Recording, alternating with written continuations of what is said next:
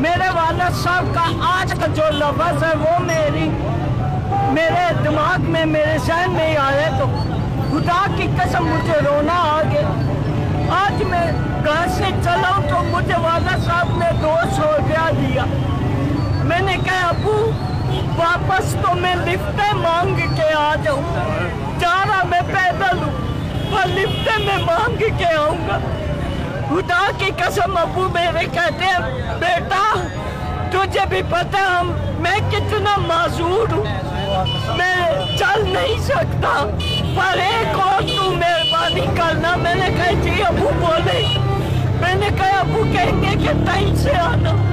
खुदा की कसम भैया मेरे अबू जोली फैला के कहते हैं बेटा तुझे भी खुदा का वास्ता इतनी महंगाई हो गई है, मेरे लिए तू एक कफन लेके आ जा। अल्लाह अकबर।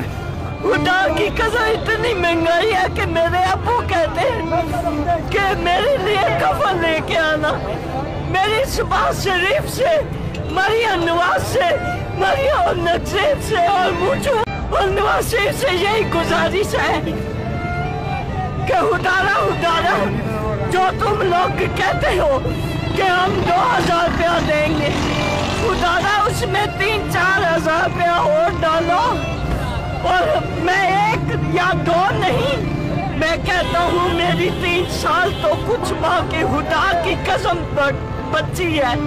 आज वो रो के कहती है कि पापा भूख 4 दिन से, 1 टाइम नहीं, 2 नहीं, 3 नहीं, 4 दिन से 12 टाइमों से खुदा की कसम बच्ची से लेकर अबू तक सारे घर में भूखे हैं।